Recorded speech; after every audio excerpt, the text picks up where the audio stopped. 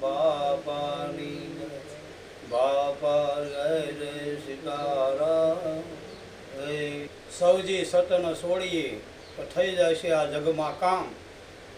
સાધુ સંતોની સેવા કરો અને ભજો સીતારામ.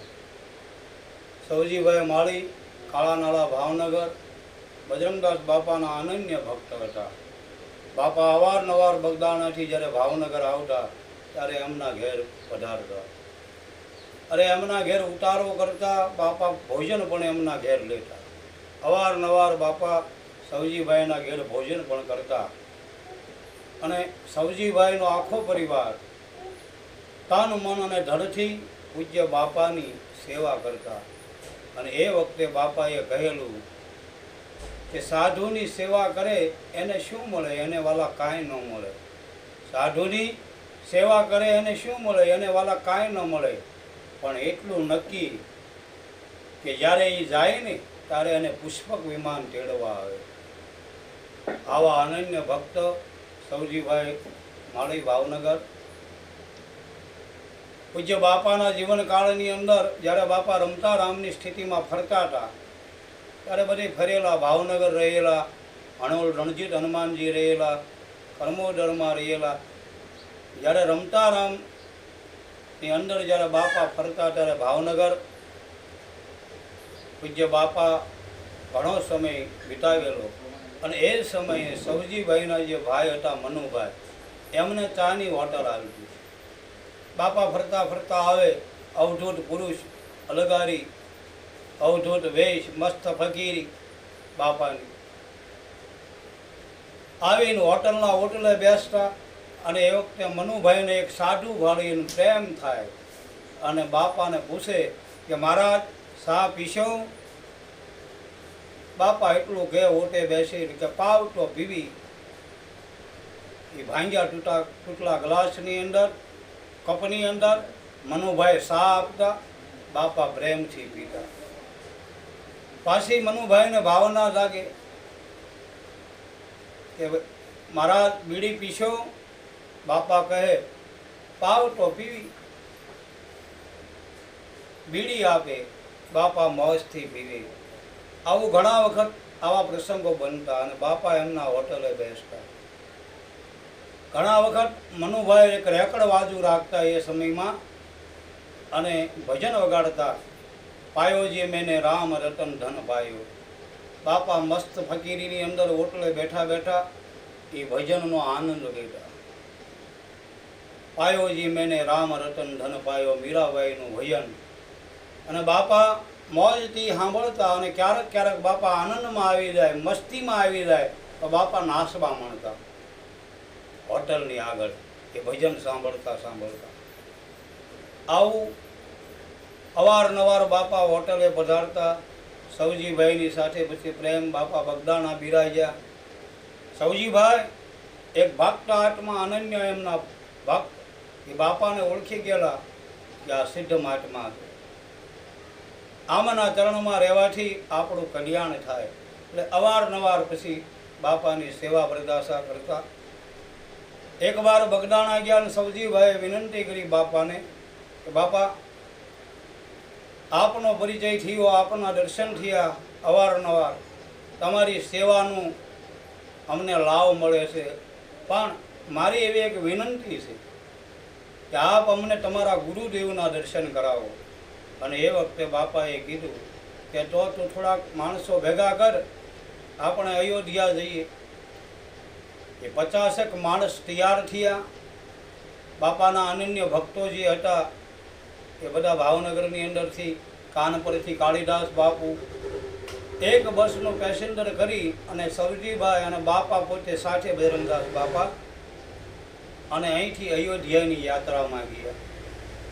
અયોધ્યા ધર્મશાળાની અંદર ઉતર્યા, સરયુમાં સ્નાન કર્યા, બધા મંદિરોમાં દર્શન કર્યા. સવારે બીજા દિવસે સૌજીભાઈ અને કાળીદાસ બાપુએ વિનંતી કરી કે બાપા હવે આપના ગુરુજીના અમને દર્શન કરાવો. અયોધ્યા ખાકશોક તેરાભાઈ ત્યાગી અખાડા, મણિરામજીની સાવણી, સીતારામ બાપુ શ્રી શ્રી મહંત હતા. અને એમની જમાત પણ મોટી હતી. અને એમના પૂજ્ય બજરંગદાસ બાપા શિષ્ય હતા હનુમાનગઢી. એટલે બાપાએ કીધું ગુરુ આશ્રમની અંદર જવું હોય તો મારી ના નથી વાલા, પણ પહેલાં હું તમને ખુલાસો આપું કે ગુરુજીના આશ્રમમાં જવાથી, ગુરુજીના દર્શન કરવા જવામાં ત્યાં પાકી રસોઈ આપવી પડે, સાધુ સંતોને બધાને ભોજન કરાવવું પડે, ભેટ પૂજા આપવી પડે, તો ગુરુજીના દર્શને જવાય. અને એ વખતે બધા જે યાત્રિકો હતા એમાં વાત થઈ કે ભાઈ આ રીતનો ખર્ચો કરવો પડે તો બાપાના ગુરુજીના દર્શન થાય. અને એ વખતે એની અંદર ઘણા લોભિષ્ઠ માણસો હતા. જીવનકાળ તો આવો હોય ને ભાઈ, ઘણા લોભિષ્ઠ માણસો હતા કે ભાગમાં પૈસા જે આવવામાં અકળાણા, મૂંઝાણા, નિર્ણય આવ્યો નહીં. બાપાએ 1 કલાક પછી સવજીભાઈને પૂછ્યું કે કાં સવજી કેમ થયું? એમાં જે કાંઈ અમુક લોકો હતા એ થોડાક અકળાતા હતા પૈસા દેવામાં, આમ તેમ. સવજીભાઈએ મનોમન નક્કી કર્યું કે બાપાના ગુરુદેવના દર્શન તો કરવા. નિર્ણય કરીને બાપાને કીધું કે બાપા જે ખર્ચો થાય પણ તમે અમને તમારા ગુરુ દ્વારા લઈ જાઓ અને તમારા ગુરુજીના દર્શન કરાવો. બાપાએ કીધું કે બધી રસોઈનો ખર્ચો દેવો પડશે, ભેટ પૂજા સ્વાગાન બધું દેવું પડશે. સવજીભાઈ કે કોઈ વાંધો નહીં. સવજીભાઈએ મનથી નક્કી નિર્ધાર કરી નહીં કે જે કાંઈ ખર્ચો થાય એ મારે કરી નાખું, સ્વ ખર્ચો મારો પોતાનો એકનો, પણ બાપાના ગુરુના દર્શન તો કરવા, એવો નક્કી નિર્ધાર કર્યો. બાપાને કીધું કંઈ વાંધો નહીં, બધું જ સીધું સામાન આટે જે કાંઈ જોઈ એ બધો ખર્ચો સવજીભાઈએ કર્યો. ઉપવાસ પણ લઈ ગયા, તજ, લવિંગ, એલસી આવું બધું બાપાને ગુરુજીને માટે ભેટ સોગાન માટે. એ સીતારામ બાપાના આશ્રમની અંદર ગયા, દર્શન કર્યા. અવધૂત પુરુષ, પરમહંસ પુરુષ હતા સીતારામ બાપા. હંસ અને પરમહંસ સંતોમાં 2 કક્ષા આવે, પણ સિદ્ધ શિષ્ય જેના સાથે અને મહાસિદ્ધ ગુરુના દર્શન. એટલે જેમ બાપાના ગુરુદ્વારે ગયા અને સીતારામ બાપાને જોતા આનંદિત થઈ ગયા. બાપાના શ્રીચરણમાં દંડવત કર્યા. સીતારામ બાપા ઊભા થઈ બધાને આશીર્વાદ આપ્યા. સંઘવાસીઓને જે યાત્રિકો હતા એ બધાને બેઠા રહ્યા, ચા પાણી બધું કર્યું. બાપાએ રજૂઆત કરી કે આજનું ભોજન અમારે દેવાનું છે. જે કોઈ સંતો હતા, ભક્તો હતા, એના માટે ભોજનની તૈયારી થઈ. બપોરે થાળ થયો, ભેટ સોગાન, સાધુ સંતોને ભેટ પૂજા આપવી પડે એ પણ સવજીભાઈએ આપી. બધું જ કર્યું અને શ્રી સીતારામ બાપાના દર્શન કર્યા. અને સીતારામ બાપાના દર્શન કરી અને જ્યારે નીકળતા હતા અને એ વખતે છેલ્લે કાળીદાસ બાપુ, બજરંગદાસ બાપા, સવજીભાઈ સીતારામ બાપાના દર્શન કરવા માટે જ્યારે ગયા ત્યારે સીતારામ બાપુ એટલું બોલ્યા કે વાલા, હવે દર્શન કરવા હોય તો કરી લ્યો, કારણ કે તમારા ગુરુજીના છેલ્લા આ દર્શન છે. હે બજરંગદાસ, હવે પછી તમે ને હું બે મળશું નહીં. સીતારામ બાપુ એવું બોલેલા.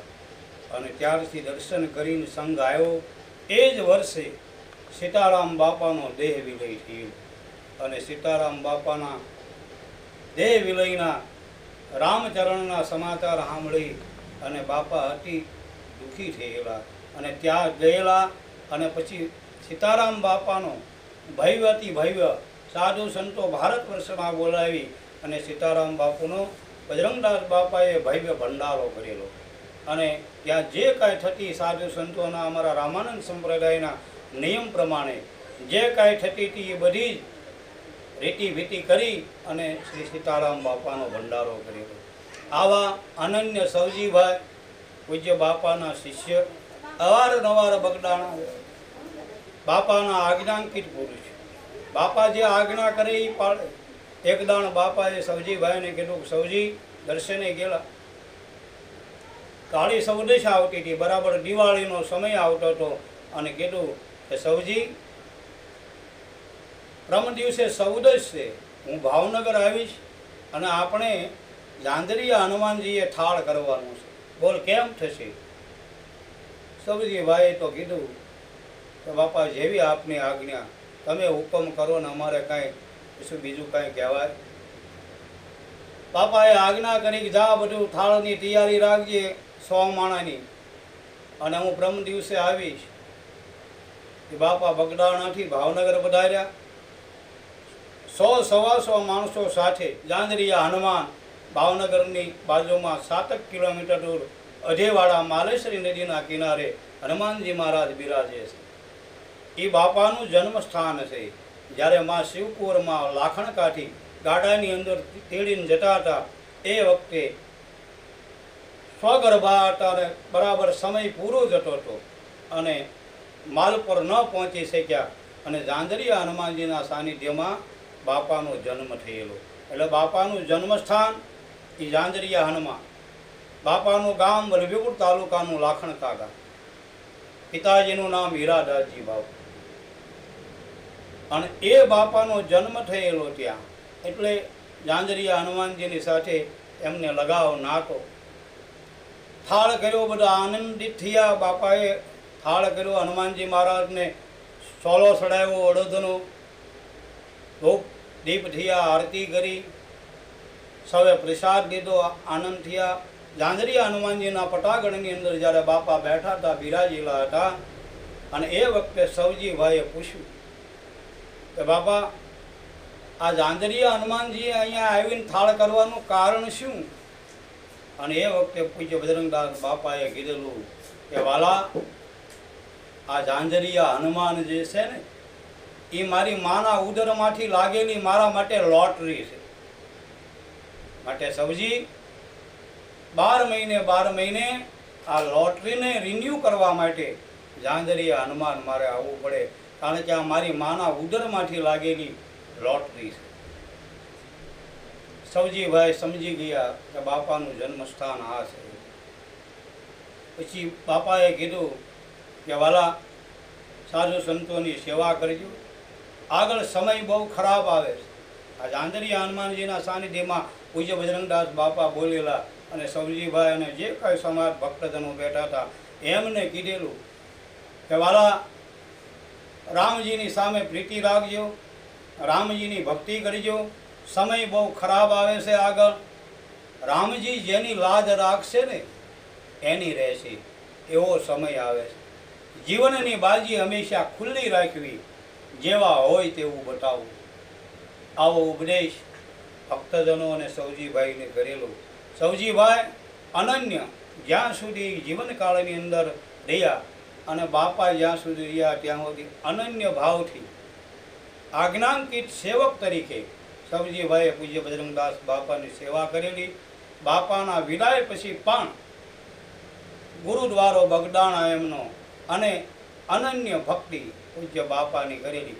જે કાંઈ ગણો, દેવ ગણો કે ગુરુદેવ ગણો, આસ્થાનું સ્થાન ગણો, એ સવજીભાઈ જ્યાં સુધી જીવનકાળ રહ્યા. આજે સવજીભાઈની ગેરહાજરી છે, સવજીભાઈની વિદાય થઈ ગયેલી છે, પણ સવજીભાઈ એના જીવનની અંદર સંત મિલન કો જઈએ તજી માન મોહ અભિમાન, યુ પાવા આગે ધરે એમ ખોટી કે યજ્ઞ સમાન. સવજીભાઈ જ્યાં સુધી જીવ્યા ત્યાં સુધી તાન મન ધાનથી બજરંગદાસ બાપુને અને બજરંગદાસ બાપાને સેવા, એમણે એનું ભજન કર્યું. અને સવજીભાઈ ભાવનગર માળી એ પૂજ્ય બજરંગદાસ બાપાના અનન્ય ભક્ત હતા. આ એક એમના જીવનકાળનો જે પ્રસંગ હતો, અને એમની જીવનકાળની અંદર બનેલી જે ઘટના હતી, એ મારી પાસે વાત હતી, એ મેં આજે રજૂ કરી. બોલીએ બજરંગદાસ બાપાની.